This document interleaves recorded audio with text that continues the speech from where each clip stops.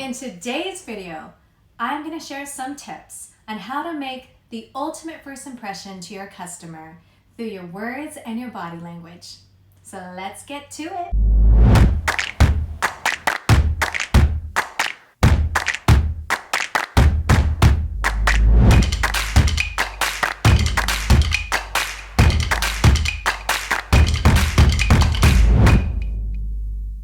I wanted to share with you 5 simple steps or tips that you guys can use at your front desk or in your studio so that you give the best first impression and eventually can sign up your new customer. The first tip is call them by their names. So simple, biggest impact, I can't even tell you. I have my team members study the roster, and especially if it's a new student that has never been to our studio before, they want to learn the child's name and they want to learn the parent's name. And if they don't have that, I'll make sure my assistant manager or the student manager gives them a call just to make sure they have the names right.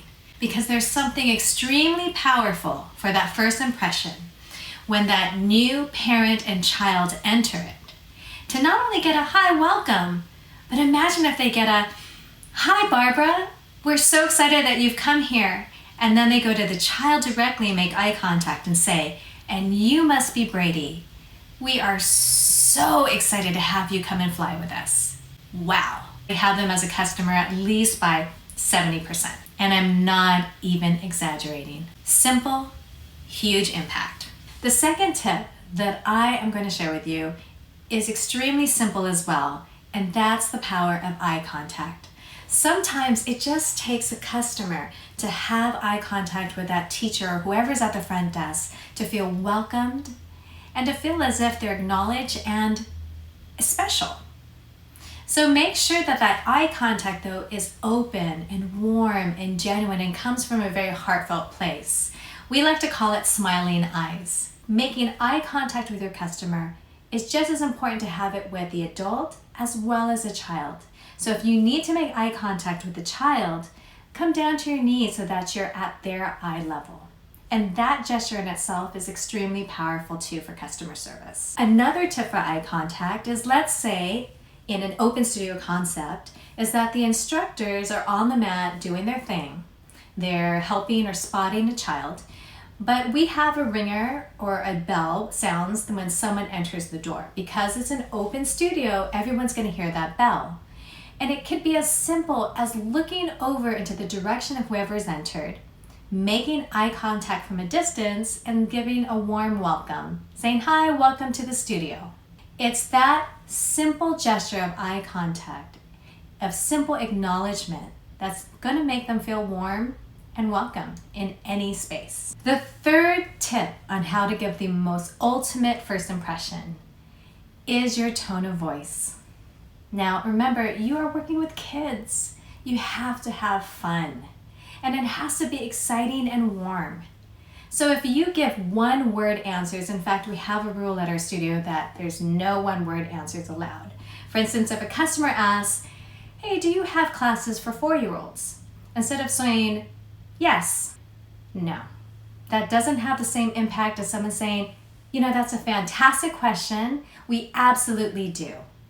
You see how those words that encompass the yes gives that sense of excitement and makes them feel as if you're really proud of where you're coming from or what you do. Fourth tip on how to give the ultimate first impression is your body language. Now, something that we train at our studio is whoever's at the front desk or even on the mat for that matter, they have to be conscious of how they're standing. If you have your arms crossed like this, or you're leaning on the side like this, it doesn't give the impression that you're, one, interested in being there, or engaged at all of what you're doing.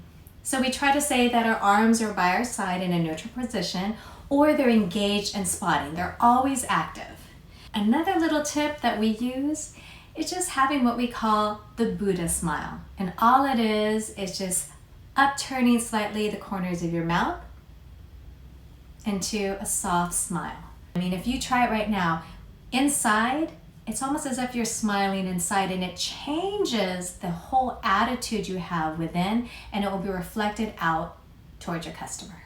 Yes, they're learning a really difficult art form, and there's a lot of technique involved. But remember, they're kids. And the right fit for your instructor or the right fit for your team is to find someone who can have fun. You have to remember why you're doing this. You're doing this because you want to teach kids how to be kids. If you enjoyed this video on the Kids Aerial Method and found value in it, please subscribe to my channel. I am so ecstatic to be able to provide more value, more videos your way.